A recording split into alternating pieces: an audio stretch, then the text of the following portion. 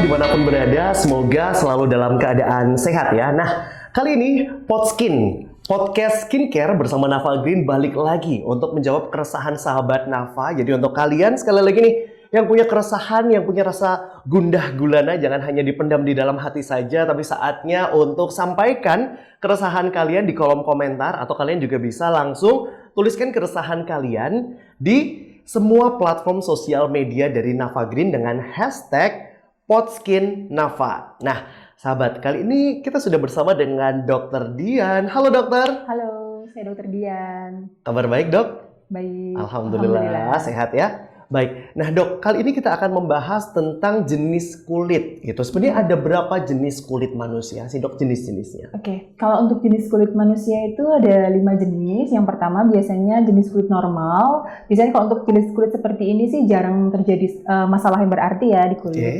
Yang kedua biasanya ada jenis kulit yang kering. Biasanya ditandai dengan kulit yang agak terasa kasar, sering mengelupas. Nah ini biasanya karena memang kelembapan di kulitnya, lapisan terluarnya dia memang kurang, jadi sering terjadi kulitnya kering. Yang ketiga biasanya jenis kulit yang berminyak. Yang berminyak ini biasanya sering terjadi masalah, biasanya komedo banyak atau dia oily sekali, mengkilap kulitnya dan sering terjadi jerawat.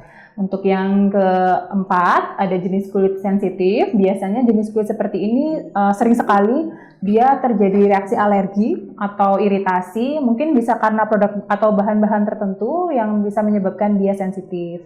Terus yang kelima, jenis kulit kombinasi. Jenis kulit ini biasanya di area T-zone itu cenderung lebih berminyak, dan di area pipi atau zona U biasanya dia lebih cenderung kering.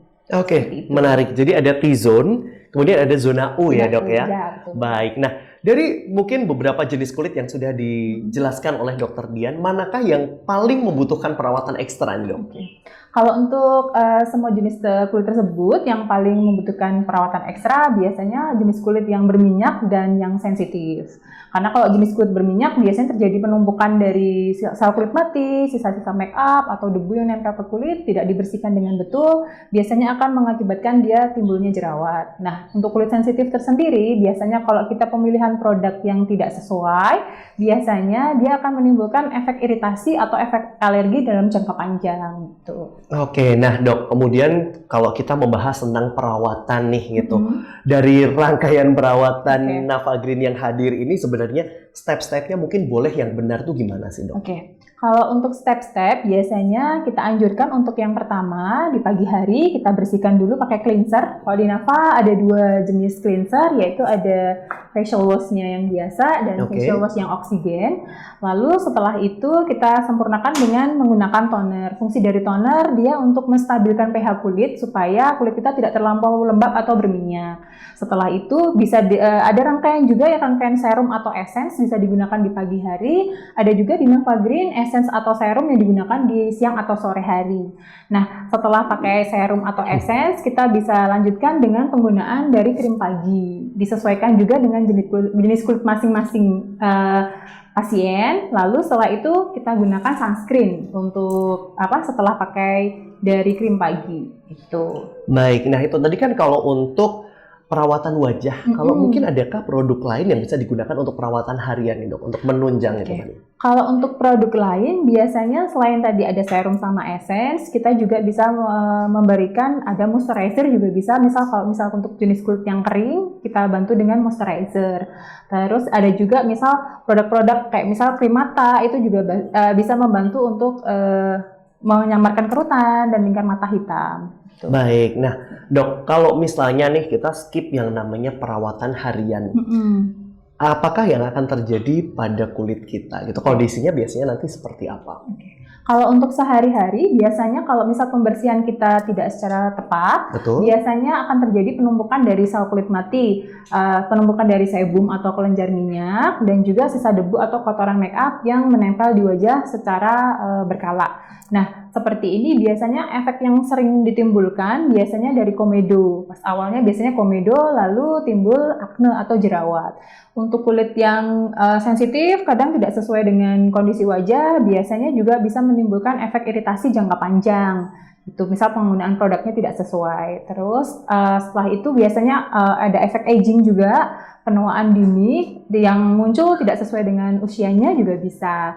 Yang keempat biasanya produk skincare yang kita gunakan cuma dia tidak akan mencapai hasil yang maksimal karena mungkin urutan dari pemakaiannya salah. Oke, jadi sebenarnya baik jangka pendek dan jangka panjang itu akan ada apa ya sebutannya berarti ya dok ya, perubahan dalam kondisi kulit kita ya. Oke, nah dok, berikutnya kalau tadi mungkin kita sudah membahas perawatan dari luar, perawatan dari dalam nih. Apakah ada mungkin konsumsi jenis makanan tertentu yang bisa meningkatkan kesehatan kulit kita, dok? Kalau untuk jenis makanan ada banyak sekali. Salah satunya misalnya alpukat, dia bagus untuk elastisitas dari kulit. Ikan juga dia juga bisa membantu untuk ada kandungan zincnya, dia bagus untuk kulit berjerawat karena dia melawan peradangan. Terus ada juga misalnya dari jeruk, apel, atau dari buah beri itu kaya akan vitamin C, dia bagus untuk antioksidan dari kulit. Selain itu ubi jalar itu juga bisa karena dia mengandung beta karotin yang bagus untuk sebagai sunscreen alami dari kulit. Menarik banget, ini aku malah baru tahu nih kalau ternyata ubi yang mungkin kita suka memandang rendah ubi ya guys gitu, ternyata memiliki manfaat yang luar biasa juga untuk kulit berarti ya dok ya. Oke, nah dok, kalau misalnya tadi kita sudah membahas jenis makanan tertentu, kali ini mungkin kita boleh deh sedikit bergeser. Apakah ada mungkin vitamin khusus, vitamin tertentu yang juga bisa menunjang kesehatan kulit kita? Kalau vitamin ada banyak, salah satunya misalnya vitamin A, bisa didapat dari wortel dan bisa dari ubi jalar tadi. Dia fungsinya juga bagus untuk kulit kering, jadi untuk kulit kering dan dia juga karena mengandung beta karotin tadi, dia bagus untuk sunscreen alami dari kulit. Lalu bisa vitamin C, bisa kita dapat dari buah beri, jeruk, apel itu juga bisa. Jadi dia fungsinya membantu untuk antioksidan dari kulit. Selain mungkin makanan yang dari buah, sayur pun juga bisa, brokoli, dia bisa juga untuk membantu kulit supaya jadi lebih sehat lagi. Karena sayuran yang mengandung zat hijau biasanya dia bagus untuk kulit. Gitu. Baik, nah berikutnya nih dok, saya penasaran mungkin ada di antara sahabat Nafa juga yang merasa kondisi kulitnya tuh fine-fine aja gitu, baik-baik aja. Apakah juga tetap perlu dilakukan perawatan di klinik dok gitu? Saya kan nggak ada keluhan gitu. Kalau untuk perawatan di klinik biasanya kita sarankan atau kita anjurkan bisa dilakukan 1 bulan 1 kali untuk kulit yang normal, tidak ada masalah. Fungsi dari perawatan adalah untuk menunjang perawatan yang kita gunakan atau skincare yang kita gunakan sehari-hari supaya mencapai hasil yang lebih maksimal lagi gitu. Berarti tetap diperlukan perawatan sekalipun mungkin kita merasa kayak kulit aku baik-baik saja gitu, tapi tetap harus dirawat dong ya. Iya betul. Oke, nah berikutnya nih dok, saya penasaran sebenarnya seberapa seringkah kita harus melakukan perawatan di klinik? Kalau tadi mungkin dokter sudah menjelaskan 1 bulan sekali itu untuk maintenance aja gitu, tapi sebenarnya normalnya atau supaya bisa dapat hasil yang lebih baik gimana nih dok? Kalau untuk kondisi kulit, biasanya kita sesuaikan dengan kondisi wajah. Misal kulitnya adalah banyak masalah atau banyak keluhan di kulit, biasanya kita sesuaikan untuk treatment bisa dilakukan secara rutin kurang lebih 2 minggu sekali. Oh 2 minggu sekali ya, aman ya dok ya. Baik, nah berikutnya nih mungkin untuk sahabat Nafa yang kali ini pengen juga mulai untuk merawat kulitnya, basic skincare-nya dari Nafa Green itu apa sih dok untuk perawatan dasar? Silahkan. Kalau untuk perawatan dasar, untuk pembersih di Nafa sendiri itu ada facial wash-nya 2 macam, yaitu facial wash yang biasa dan yang oksigen. Nah, oksigen ini mungkin banyak beberapa skincare yang belum punya facial wash yang ada kandungan oksigennya. Dia bagus untuk menutrisi jaringan oksigen di kulit. Juga untuk pembersih yang lainnya kita ada skin toner. Skin tonernya itu di Nafa cuma ada 1 macam. Kalau untuk makeup remover di Nafa ada micellar water dan milk cleanser. Nah, untuk basicnya, untuk pembersih itu, untuk krimnya biasanya kita sesuaikan dengan kondisi kulit masing-masing dari pasien. Apakah dia berjerawat atau ada misal kulit normal atau memang ada keluhan yang lain. Nah setelah itu biasanya sunscreen pun di Nafa juga ada berbagai macam sunscreen, kita sesuaikan dengan kondisi wajah. Ada yang acne sunscreen, ada yang sunscreen untuk kulit normal maupun kulit yang flek gitu. Baik. Jadi itu tadi untuk perawatan dasar ya, untuk yang pengen memulai perawatan kulitnya. Berikutnya ini dok, kisaran biaya untuk perawatan dan produk deh, mungkin boleh sambil dikenalkan Oke. dari kisaran berapa dok? Kalau untuk pembersih di Nafa terjangkau sekitar 40 ribuan. Baik. Kalau yang oksi tadi sekitar 75.000, untuk toner juga sekitar 40 ribuan. Kalau krim range-nya sekitar 50 sampai 65.000. Untuk sunscreen sekitar 40.000 sampai 50.000. Baik, jadi masih di angka puluhan ribu Iya, masih betul. terjangkau lah ya. Betul. Perawatan dok?